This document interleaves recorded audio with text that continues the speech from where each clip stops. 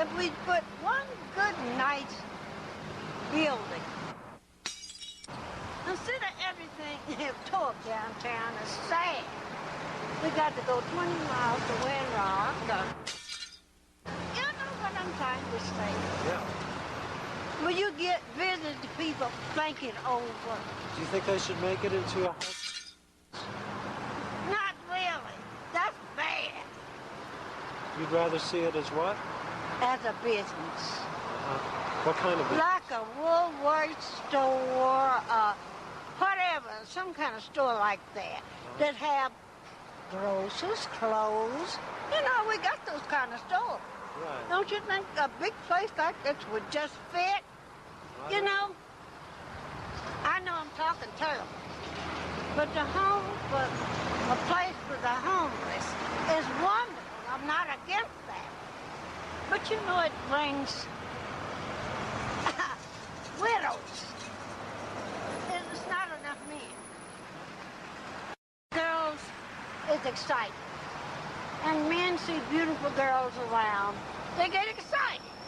They stop and there's more babies. Will you please listen? Right. I'm a Christian woman. I'm an old-fashioned woman. And I've had a lot of experience because I've cleaned homes from state to state for about 30 years. Homes, black, white, people. Met all kinds of people. Lovely people. They make a lot of money. But I bought a home, honest. I've been married twice. Got 2 children, 1 grown daughter and 1 grandson. He don't live at all. But think that over. Well, thank you very much. Woolworth or whatever those names, something like that.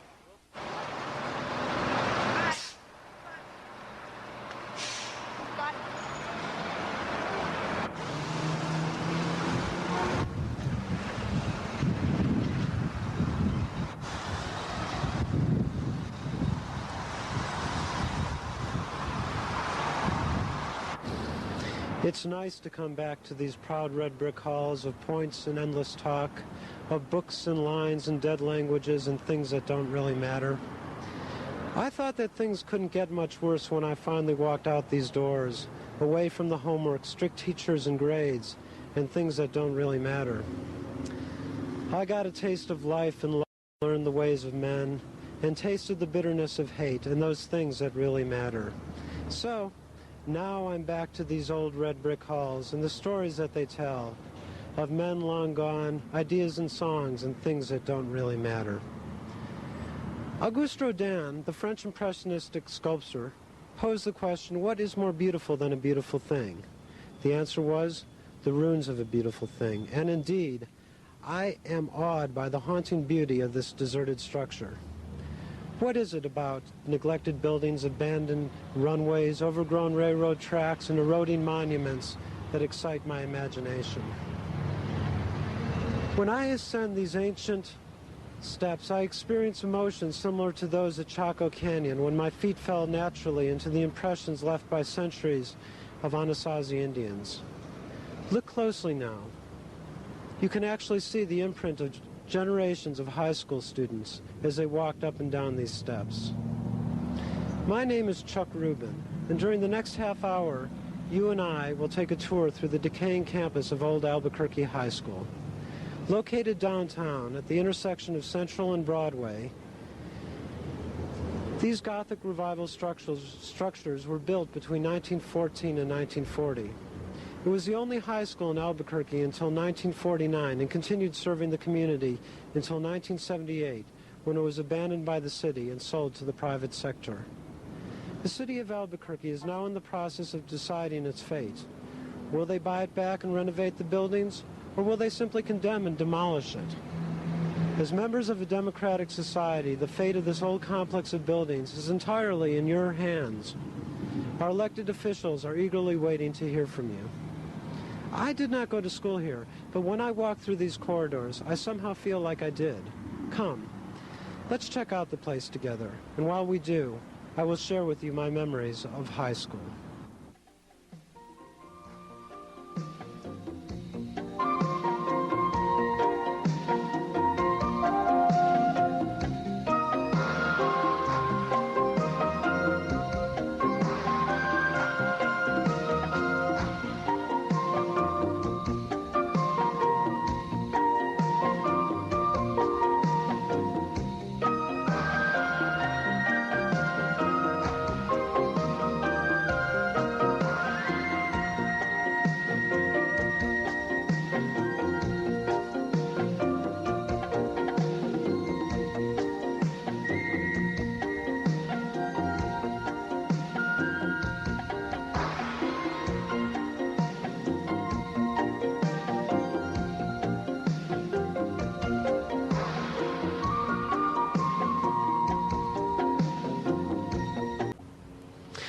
high school, my English teachers were my favorite heroes.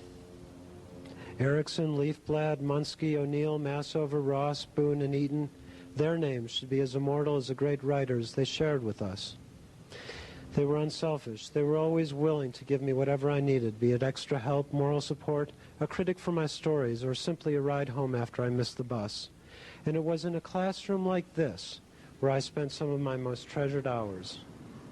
My English teachers did not really believe in grades. Oh, they assigned them because that was part of their job. But for the most part, grading was pretty subjective. I mean, after you get beyond the intransitive verbs and dangling participles into great books like Catcher in the Rye or Lord of the Flies, it gets downright difficult to assign a grade. There are no right or wrong answers anymore. A student was judged according to his ability and enthusiasm. If we tried as hard as we possibly could, we got an A. And in order to understand our abilities, my English teachers had shown understanding, concern, and great wisdom. As a result, we not only became outstanding scholars with a reverential respect for the power of words, but we also became better people. But although life in the classroom was both delightful and edifying, it was in the library where my mind really found a place to call home.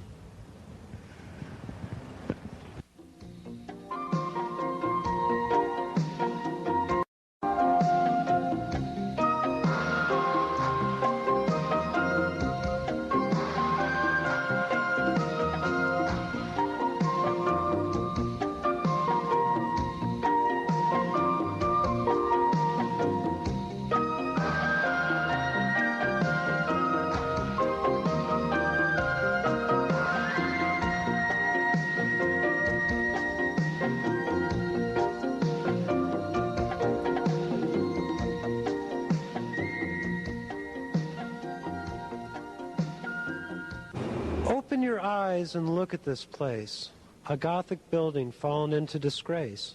Tell me now, what do you see? Do you see a legacy of Albuquerque's past, an ailing patient to be restored to life? Or do you see an awful blight obstructing growth and urban foresight? Now that you have rejected, neglected, and sold this place, now that you have gauged its potential, zoned its boundaries, taxed its limits, and fenced it in, and now that you have sheepishly returned and wish to decide her final fate, I ask you, open your eyes and look at this place.